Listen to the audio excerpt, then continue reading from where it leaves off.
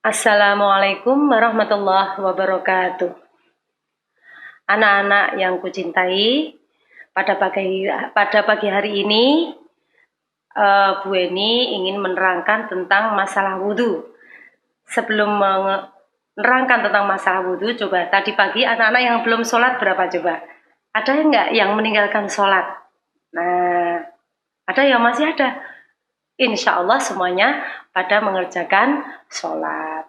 Alhamdulillahirabbil alamin. Pada pelajaran PAI atau Pendidikan Agama Islam pelajaran 6 ini, Bu Eni ingin menyampaikan tentang masalah berwudu, ya anak-anak. Jadi sebelum nanti kita melanjutkan pelajaran, mari kita mendengarkan lagu yaitu berjudul Mari Berwudu. Silakan mendengarkan.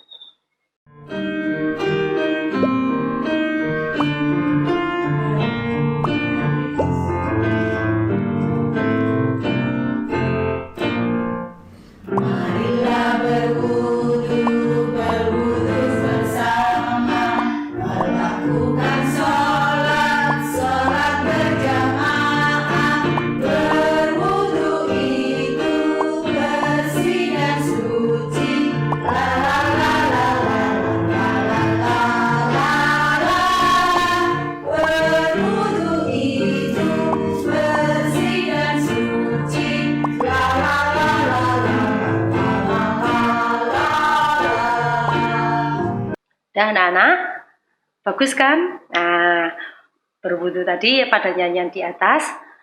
Selanjutnya Bu Eni ingin menanyakan dulu, yaitu kalau anak-anak sebelum mengerjakan sholat, apa yang kalian lakukan? Yaitu tentang wudu. Wudu artinya adalah bersuci dengan air, ya. Bersuci dengan air, bukan bersuci dengan debu. Nah, kalau bersuci dengan debu namanya adalah apa anak-anak? Coba. Yaitu tayamum.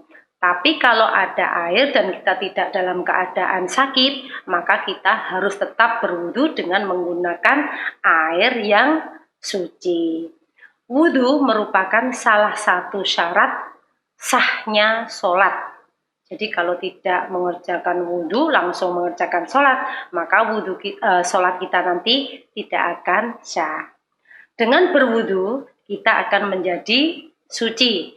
Kalau kita sudah suci, kita akan menghadap kepada Allah untuk mengerjakan sholat. Insya Allah kita akan tambah yakin.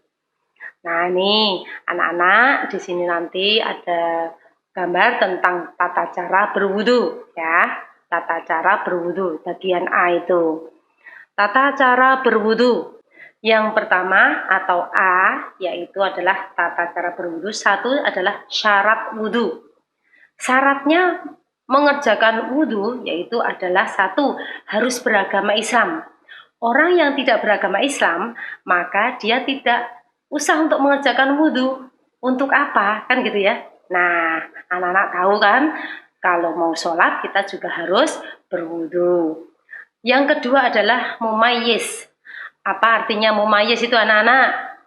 Mumayyiz artinya orang yang sudah dapat membedakan perbuatan mana yang benar dan mana yang salah, atau bisa membedakan mana yang baik dan mana yang buruk. Yang C adalah tidak berhadas besar. Kemudian yang ke D adalah kalau kita itu sedang berwudu menggunakan air yang suci dan mensucikan. Maksudnya apa itu anak-anak?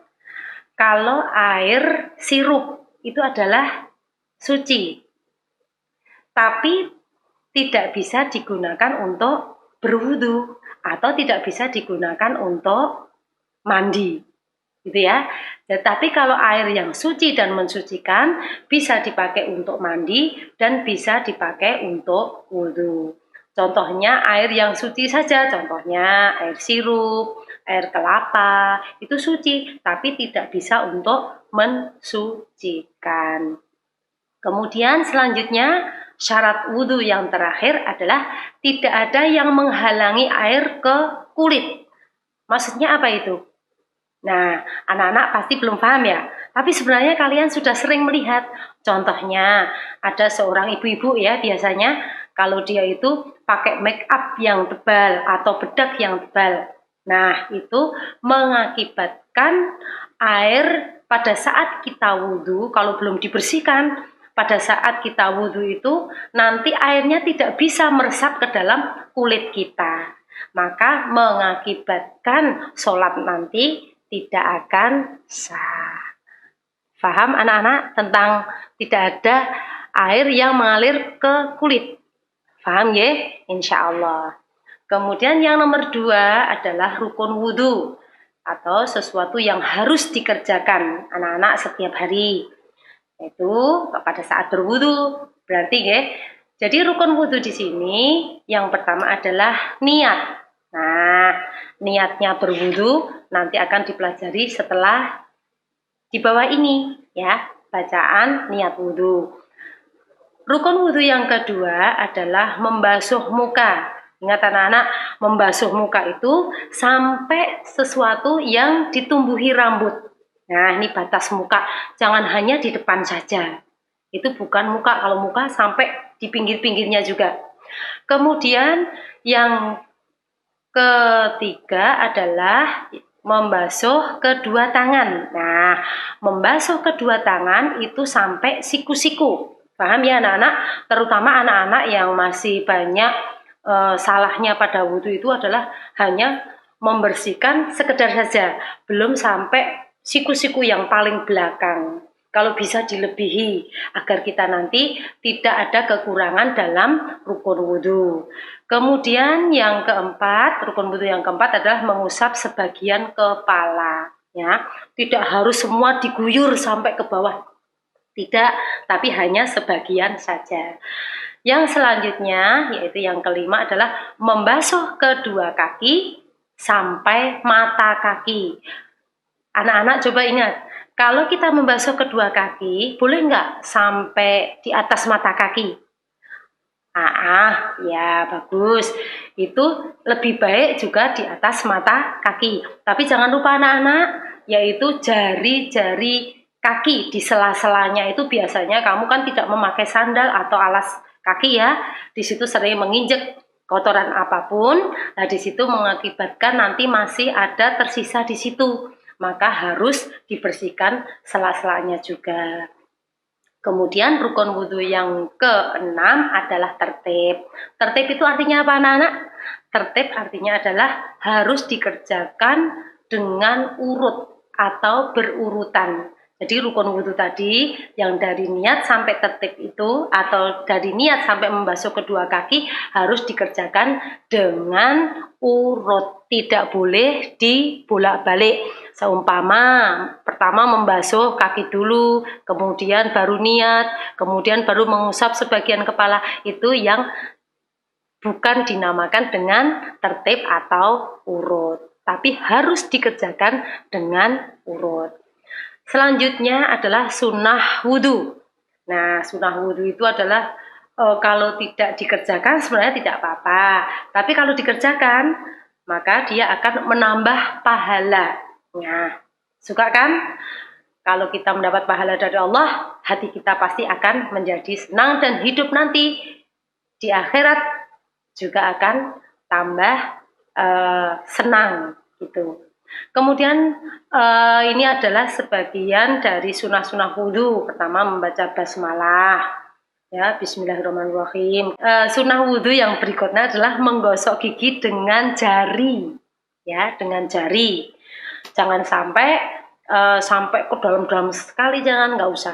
Jadi harus dibersihkan hanya untuk membersihkan sisa-sisa dari makanan. Kemudian sunnah wudhu ya, yang selanjutnya adalah mencuci kedua telapak tangan. Kadang-kadang kan kita memegang apa-apa kan, nah kita bersihkan agar bersih, biar nanti tidak ada kotoran yang menempel. Sunnah wudhu yang selanjutnya adalah berkumur-kumur. Jadi berkumur-kumur itu juga termasuk sunnah wudhu, bukan rukun wudhu.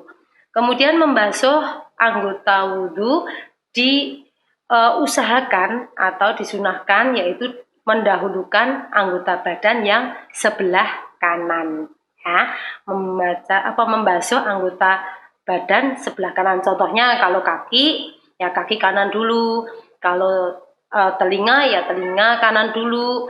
Kanan, tangan juga tangan kanan dulu. Kemudian yaitu juga dibasuhnya berapa kali anak-anak dalam berwudu itu? 3 kali, itu juga termasuk sunnah. Kemudian jangan lupa membaca doa setelah berwudu. Kemudian anak-anak sudah paham ya tentang sunnah-sunnah wudu. Oke, sekarang kita lanjutkan yaitu tentang hal-hal yang membatalkan wudu.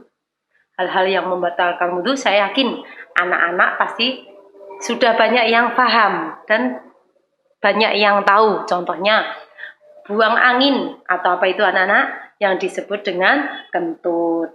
Kemudian buang air kecil dan buang air besar. Buang air kecil maksudnya kita adalah kencing, dan buang air besar berarti kita BAB. Gitu anak-anak. Kemudian yang ketiga adalah menyentuh dubur dan kubul. Anak-anak sudah paham tentang dubur dan kubul? Kalau dubur, kalau kita menyentuh, saatnya kita menyentuh yang apa ya namanya ya? Istilahnya pada saat kita BAB.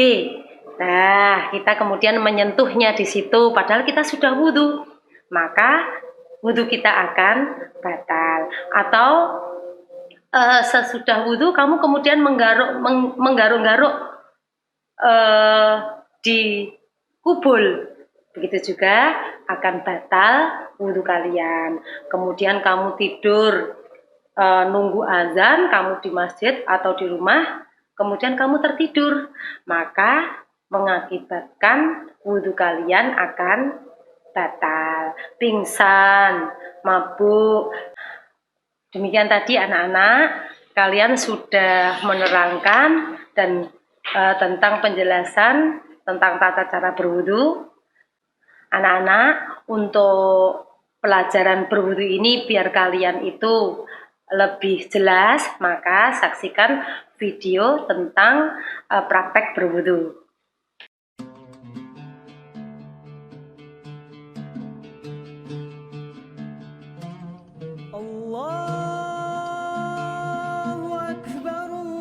Terdengar azan sholat zuhur. Baim dan teman-teman bersegera menuju masjid. Baim bersegera mengambil air wudhu, dan ternyata Baim berwudhu tidak sempurna. Tak lama kemudian, Pak Guru Amir datang menghampiri Baim. Pak Guru Amir menegur Baim dan memberitahu Baim cara berwudhu yang benar seperti Rasulullah. Nah, teman-teman, begini cara wudhu yang benar. Pertama, membaca bismillah sambil mencuci kedua telapak tangan sebanyak 3 kali. Setelah itu berkumur sebanyak 3 kali. Dan setelah itu, menghirup air ke dalam hidung, lalu mengeluarkannya. Dilakukan sebanyak 3 kali. Membaca niat. Nawaitul wudu'a li raf'il hadatsil asghari fardhan lillahi ta'ala. Saat membaca niat, bersama-sama dengan membasuh wajah dan meratakan air ke wajah dilakukan sebanyak 3 kali. Selanjutnya, membasuh tangan kanan sampai siku sebanyak 3 kali, dilanjutkan tangan kiri sampai siku sebanyak 3 kali. Setelah itu mengusap kepala sebanyak 3 kali. Dilanjutkan mengusap telinga sebanyak 3 kali. Yang terakhir adalah membasuh kaki kanan sampai mata kaki 3 kali. Lalu dilanjutkan kaki kiri sampai mata kaki sebanyak 3 kali juga. Setelah selesai berwudu, kita disunahkan mengangkat tangan agak tinggi, menghadap kiblat sambil membaca doa. Asyhadu an la ilaha illallah wahdahu la syarikalah wa asyhadu anna Muhammadan abduhu wa rasuluh. Allahumma ij'alni minat tawwabin waj'alni minal mutatahhirin waj'alni min ibadikas shalihin. Amin. Dan jangan lupa, semua rukun wudhu harus dilakukan dengan tertib atau berurutan. Ayo, belajar bareng Baim di SD Takmirul Islam Surakarta. Setelah kalian menyaksikan video tersebut, saya yakin anak-anak sudah bisa paham ya lebih jelas tentang tata cara berwudu. Maka dari itu, Bu Eni di sini ingin membacakan doa sesudah berwudu. Insya Allah kalian hafal ya. Nah, kalau belum, mari kita bersama-sama untuk belajar membaca baca doa sesudah wudhu. Sudah siap anak-anak? Yuk kita bareng-bareng ya. Oke. Atau kalian bisa melihat buku PAI pada halaman 46. Oke, kita ulangi ya. Asyhadu alla ilaha illallah wahdahu la syarikalah wa asyhadu anna Muhammadan abduhu wa rasuluh. Allahumma ij'alni minat tawwabina waj'alni minal mutatahhirina waj'alni min ibadikas sholihin. Hafal anak-anak? Insyaallah mudah. Dari situ nanti ada bacaan dengan latinnya, kemudian bawahnya itu adalah artinya. Nanti bisa dibaca, yaitu tentang apa doa sesudah adzan, sesudah wudhu itu. Ya, aku bersaksi bahwa tidak ada Tuhan selain Allah yang Maha Esa, tidak ada sekutu baginya, dan aku bersaksi bahwa Muhammad adalah hamba Allah dan utusannya. Ya Allah, jadikanlah aku termasuk golongan orang-orang yang bertaubat, dan jadikanlah aku orang-orang yang mensucikan diri, dan jadikanlah aku dari golongan orang-orang yang soleh. Demikianlah tadi anak-anakku pelajaran tentang tata cara berwudu. Sebelum kita akhiri pelajaran pada hari ini, maka pesannya Bu Eni, tolong dipraktekkan paling tidak sehari itu 5 kali. Jadi nanti kalian insya Allah kalau sering mengerjakan atau berlatih, maka kamu akan sendirinya sudah bisa hafal. Ya, selamat mencoba dan praktek dalam setiap hari. Semoga berhasil. Amin amin ya rabbal alamin. Pelajaran pada hari ini kita akhiri dengan bacaan hamdalah. Alhamdulillahirabbil alamin. Assalamualaikum warahmatullahi wabarakatuh.